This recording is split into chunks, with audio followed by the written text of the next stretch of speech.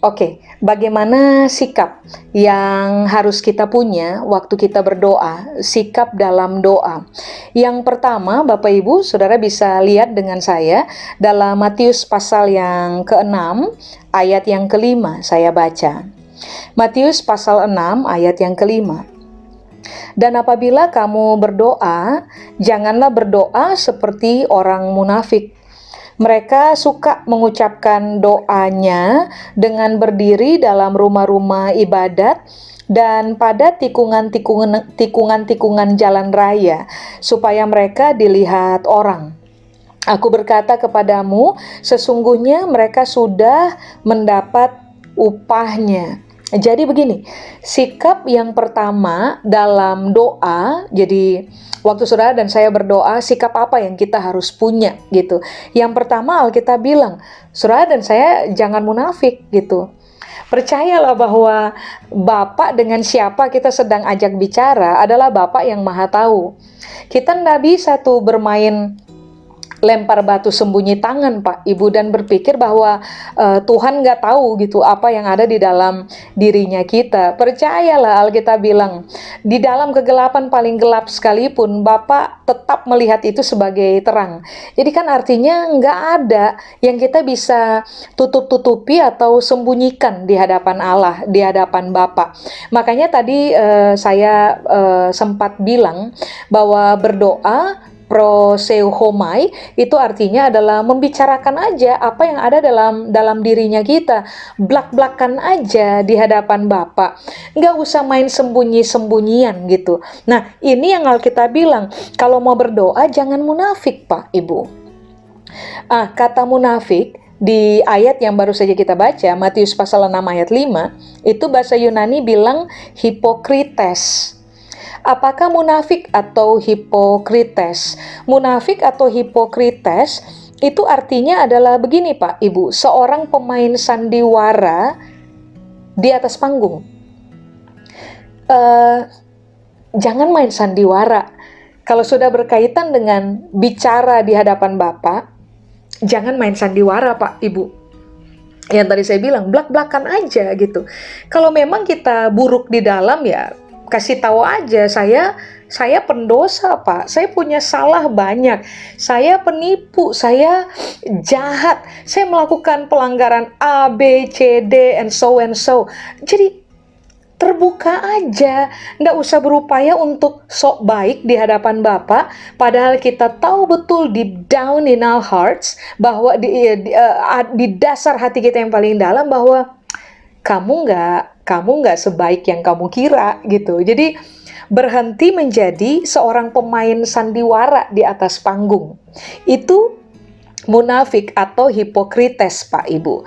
Pengertian yang kedua dari kata munafik atau hipokrites itu artinya adalah begini, seorang yang berpura-pura dan tidak asli.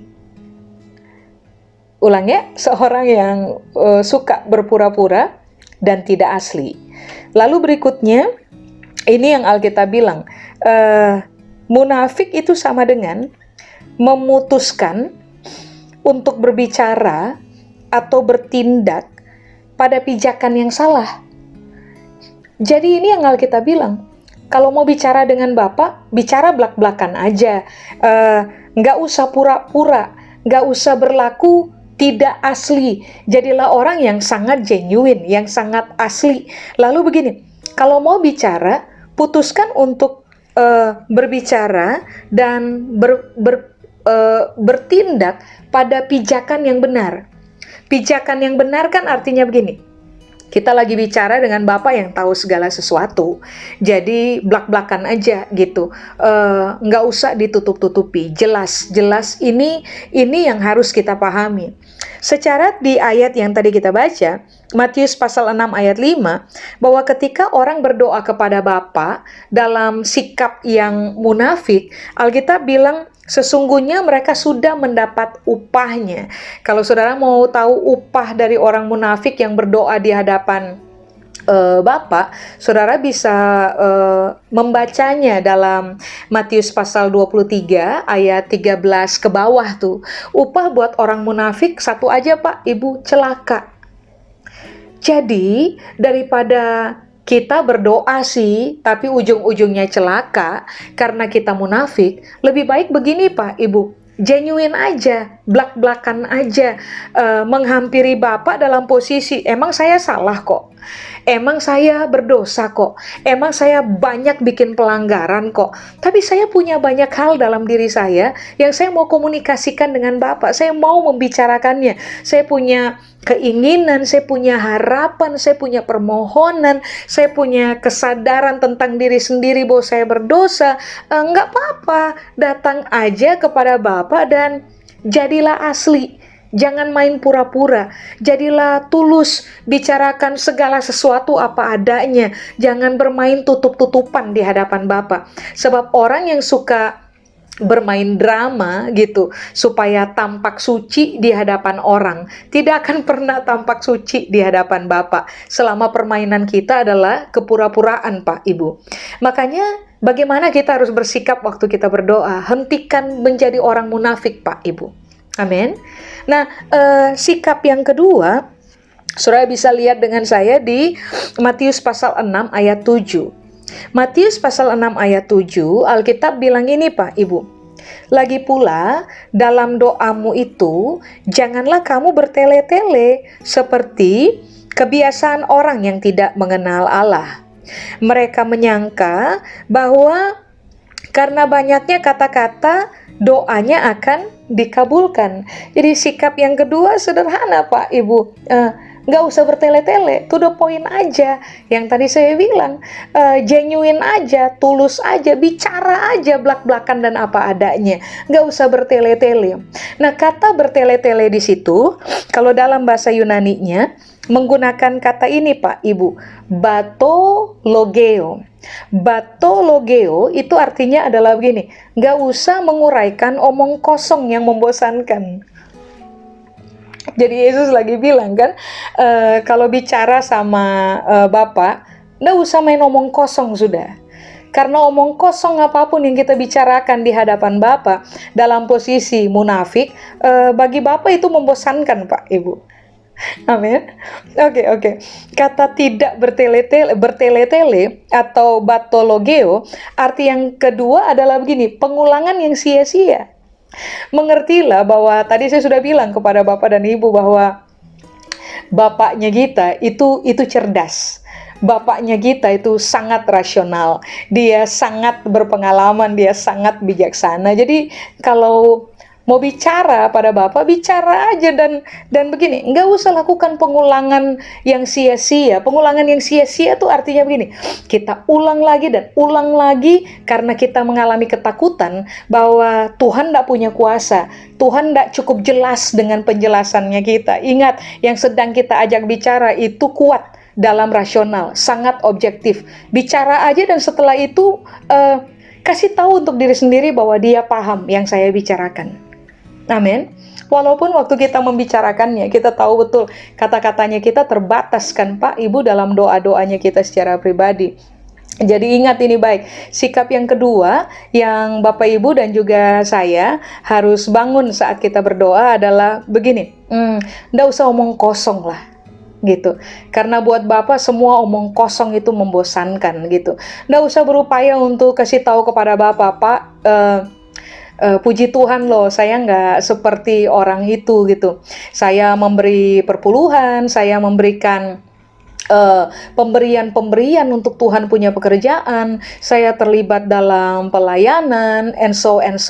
Saudara dan saya nggak perlu menjelaskan, Tuhan juga tahu kok gitu. Jadi nggak usah tuh Pak Ibu omong kosong di hadapan Tuhan. Ingat, semua omong kosong yang kita bicarakan ke hadapan Tuhan buat Tuhan itu so boring, sangat membosankan. Lalu ingat, nggak usah diulang-ulang, Bapaknya kita pribadi yang cerdas. Amin, to the point aja. Dan kalau mau ngomong sekali aja gitu, karena kita udah tahu kalau saya ngomong kayak gini nih, Bapak pasti paham kok apa yang saya maksudkan. Amin. Nah, itu sikap yang kedua. Lalu di ayat yang ke-7, Alkitab bilang begini, orang yang suka bertele-tele, ulang ya, orang yang suka bicara omong kosong yang membosankan, orang yang suka melakukan pengulangan kalimat yang sia-sia, biasanya adalah orang yang tidak mengenal Tuhan. Nah, kalau kita bicara kepada Bapa, kita kenal dia siapa gitu.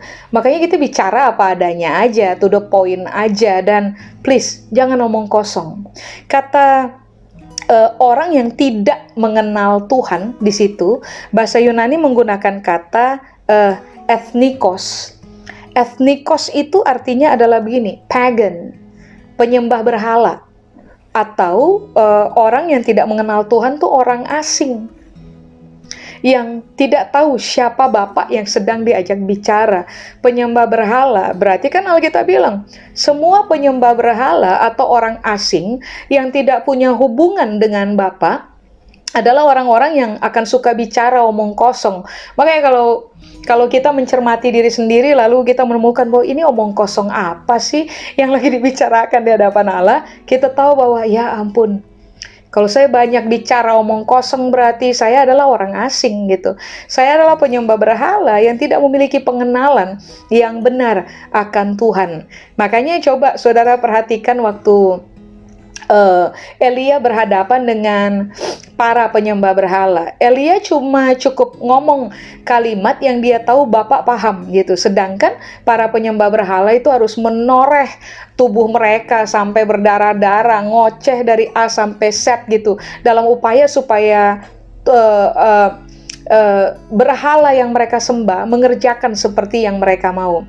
Mengertilah bahwa orang yang mengenal Tuhan akan bicara to the point, so kita tahu Tuhan paham apa yang kita bicarakan. Itu sikap yang ketiga.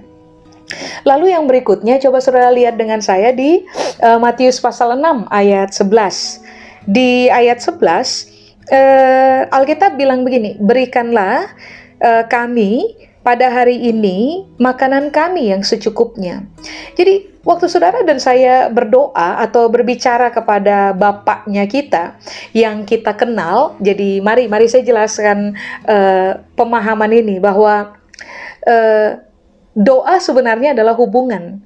Kita lagi berbicara dengan siapa yang kita kenal dengan baik, Bapaknya kita gitu. Lalu begini, sikap yang harus kita tampilkan waktu kita berdoa dengan Bapak yang kita kenal, karena kita bukan orang asing, kita anak Pak Ibu, kita anak. Oke, Matius pasal 6 ayat 11 bilang begini, berikanlah kami pada hari ini makanan kami yang secukupnya. Berarti sikap yang berikutnya yang harus kita tampilkan saat kita berdoa adalah meyakini bahwa kecukupan itu berasal dari Bapa. Keyakinan itu harus punya Pak Ibu. Sebab kalau saudara dan saya berdoa, berbicara kepada Bapa dan gak punya keyakinan bahwa dia akan mencukupkan kita, maka begini, untuk apa kita berdoa gitu? Makanya sikap yang harus kita bangun adalah kita harus sangat meyakini bahwa kecukupan itu berasal dari Bapa. Berarti kalau kita kurang, kita bisa minta. Dan Bapa akan mencukupkan buat kita. Itu sikap. Lalu yang berikutnya, sikap yang berikutnya yang Alkitab bilang adalah waktu saudara dan saya berdoa, saudara dan saya harus memutuskan untuk begini, mengampuni. Coba, saudara bisa lihat dengan saya di Matius pasal 6 ayat 12, lalu kemudian mari saya lompat ke ayat 14 sampai ayat 15. Matius pasal 6 ayat 12, 14, dan 15. Alkitab bilang ini, dan ampunilah kami akan kesalahan kami, seperti kami juga mengampuni orang yang bersalah kepada kami. Karena 14, karena jikalau kamu mengampuni kesalahan orang, Bapakmu yang di sorga akan mengampuni kamu juga. Tetapi jikalau kamu tidak mengampuni orang, Bapakmu juga tidak akan mengampuni kesalahanmu. Berarti sikap yang harus kita tampilkan dalam berdoa adalah sikap yang mengampuni orang lain, Pak Ibu. Nah, apakah mengampuni? Mengampuni di situ menggunakan kata apiemi. Apiemi kata Yunani. Apiemi itu arti yang pertama adalah memaafkan atau set aside, mengesampingkan orang punya salah buat kita, menyisihkan aja gitu. Orang memang bikin salah buat kita, tapi kita putuskan dimaafkan saja. Orang memang bikin salah buat kita, tapi kita putuskan untuk set aside, mengesampingkannya, tidak menjadikan orang punya salah itu sebagai fokus dari perhatian kita, tetapi kita mengesampingkan orang punya salah, lalu kita lebih terfokus kepada Bapa dan kebenaran yang Dia ajarkan kepada kita. Nah, mengampuni itu apiemi, itu artinya adalah begini, memisahkan sebagian dari keseluruhan. Ini yang saudara dan saya harus ingat, bahwa waktu orang bikin salah untuk hidupnya kita, mereka bersalah, itu jelas. Nah, posisi bersalah adalah sebagian dari cerita hidup mereka, gitu. Atau begini, posisi bersalah adalah sebuah bagian yang mereka sudah kerjakan buat kita, tapi tidak mewakili keseluruhan dari mereka. Saya kasih contoh begini. Waktu orang bikin salah sama kita, mereka bersalah gitu. Tetapi keseluruhan tentang mereka adalah mereka tetap dikasihi oleh Tuhan. Bukankah Alkitab bilang Tuhan mati untuk orang berdosa? Tuhan menyerahkan nyawa untuk menebus orang berdosa. Orang berdosa, realita tentang mereka sebagian adalah begini. Mereka bersalah. Tetapi keseluruhan tentang mereka adalah mereka dikasihi oleh Tuhan. Artinya kan begini, waktu orang bikin salah sama kita, kita tahu mereka bersalah. Tetapi keseluruhan tentang mereka adalah mereka tetap layak untuk dikasihi. Makanya kenapa Alkitab bilang kalau kamu mau berdoa, kamu harus ampuni orang gitu. Mereka bikin salah, kamu harus maafkan mereka. Mereka bikin salah, kamu harus pinggirkan mereka punya salah, set aside, sisihkan aja mereka punya salah, lalu melihat begini, bahwa kesalahan mereka adalah sebagian dari mereka yang tidak mewakili keseluruhan mereka. Mereka bikin salah, iya, tetapi mereka tetap layak untuk dikasihi. Makanya coba saudara perhatikan, Alkitab bilang, kasih itu menutupi segala sesuatu. Jadi artinya kan begini, memang mereka salah sih, tetapi salahnya mereka kita tutupi aja, singkirkan aja, sisihkan aja, sebab kasih itu akan membuat saudara dan saya bisa melihat orang sebagai pribadi yang tetap layak untuk diterima sekalipun mereka salah. Seperti layaknya kita salah, tapi Tuhan tetap terima kita, gitu Pak Ibu. Makanya ini yang saudara dan saya harus memutuskan untuk kasih tahu untuk diri sendiri. Waktu saya datang pada Tuhan, siapa yang sudah bikin salah sama saya gitu, saya harus putuskan untuk set it aside. Kesalahan mereka itu dipinggirkan oleh saya, dianggap sudah bukan inti lagi, sebab yang inti waktu saya datang kepada Tuhan adalah Tuhan dan pengampunan itu sendiri. Amin. Begini, kata bersalah. Kata bersalah di situ bahasa Yunani menggunakan kata opheiletes. Opheiletes itu artinya adalah begini, orang-orang yang berhutang kepada kita. Hutang maaf sama kita, hutang terima kasih sama kita, hutang nyawa sama kita, hutang uang sama kita. Semua yang berkaitan dengan hutang, bayangkan, mereka harusnya minta maaf sama kita, tapi karena mereka salah, tapi sampai hari ini mereka tidak pernah minta maaf dari kita kepada kita, ya udah, ampuni aja. Mereka harusnya berterima kasih buat kita karena kita udah bikin semua hal baik untuk mereka, tolong mereka begitu rupa, tapi ternyata nggak tahu terima kasih. Ya udah, terhadap orang-orang kayak gini nih, ampuni aja Pak Ibu. Ada orang-orang yang hutang uang sama kita dan berlaku seolah-olah mereka tidak pernah berhutang kepada kita. Artinya mereka tidak pernah bayar hutangnya buat kita. Kita udah tagih sampai seolah-olah kitalah yang bersalah gitu. Dan mereka tetap nggak bayar. Ya udah sudah. Ya udah.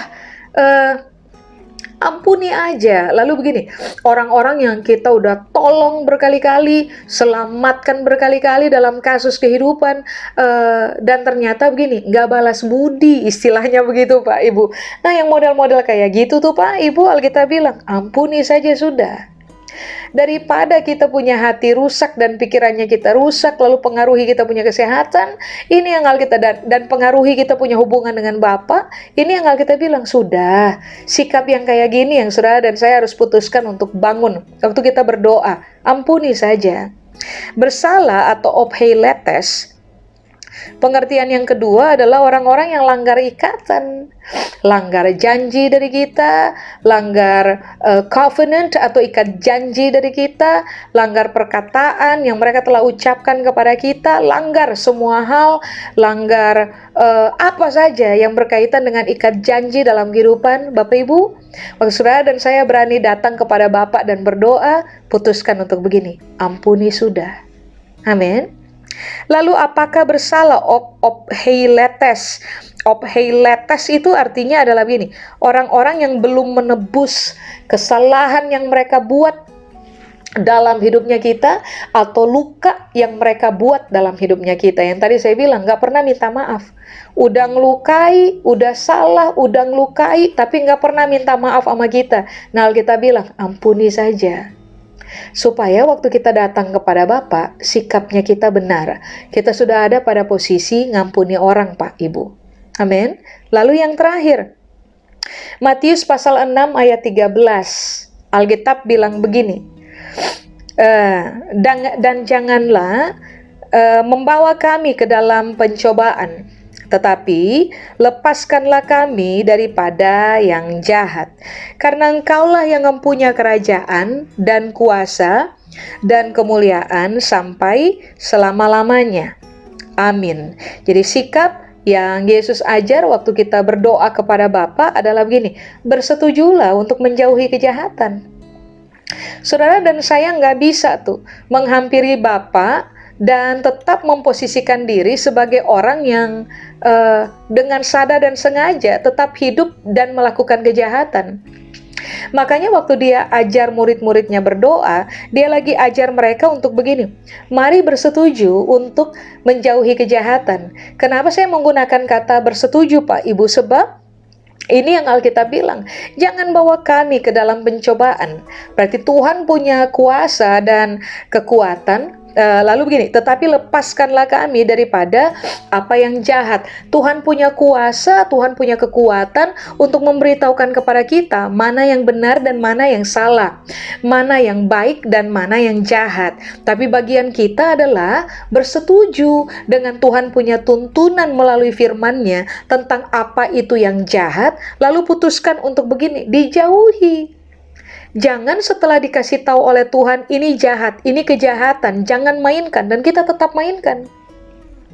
Artinya, semua orang yang mau memutuskan untuk datang kepada Bapa dan membicarakan apa saja tentang isi hati kita kepada Bapa, putuskanlah untuk begini, jauhi kejahatan Pak Ibu. Nah, apakah kata jahat? Jahat itu bahasa Yunani bilang poneros. Poneros tuh artinya adalah begini, karakter jahat, pengaruh jahat, efek kejahatan, atau kondisi jahat. Jadi Alkitab bilang ini, sadarilah bahwa ada karakter jahat.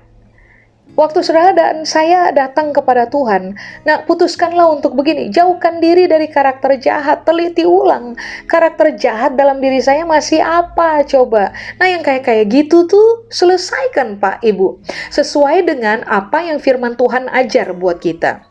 Lalu yang berikutnya, pengaruh-pengaruh jahat yang bekerja dengan sangat hebat dalam diri kita, kenali itu, lalu buang Bapak Ibu. Lalu berikutnya, efek kejahatan. Efek dari kejahatan adalah kita terlibat dalam perbuatan-perbuatan jahat gitu. Nah, perbuatan-perbuatan jahat itu putuskan untuk stop it. Selesaikan, hentikan Pak Ibu. Kita done dengan semua perbuatan jahat yang Itu telah berubah menjadi tabiatnya kita. Nah, kita harus selesai dengan area itu. Lalu berikutnya, kondisi jahat, sebuah keadaan di mana kita tetap ditemukan berdoa sih, tapi tetap jahat gitu. Berdoa sih, tapi tetap dengan sadar dan sengaja melakukan perbuatan jahat di hadapan Bapa. Nah, sikap ini yang kita harus buang, lalu kita latih diri kita bersetuju dengan seluruh pengajaran benar yang Tuhan ajarkan dari firman-Nya, supaya pada akhirnya saudara dan saya tidak dikenal sebagai orang jahat yang berdoa, yang sengaja tetap jahat saat berdoa, tetapi saudara dan saya menyadari kesalahan kita, kejahatannya kita, lalu kita berdoa, bertobat dan melatih diri untuk hidup dalam kebenaran seperti yang firman Tuhan ajar. Nah, sikap ini Yesus ajar supaya pada akhirnya saudara dan saya hidup di dalamnya. Amin. Saya berharap kebenaran ini bisa menolong kita untuk menjadi orang yang semakin mahir berdoa di hadapan Bapa sesuai dengan standar berdoa yang Yesus ajar untuk hidupnya kita.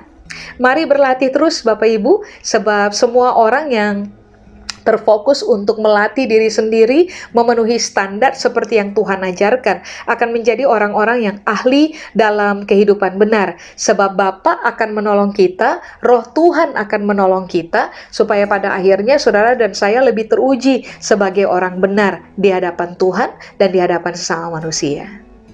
Amin. Tuhan Yesus memberkati.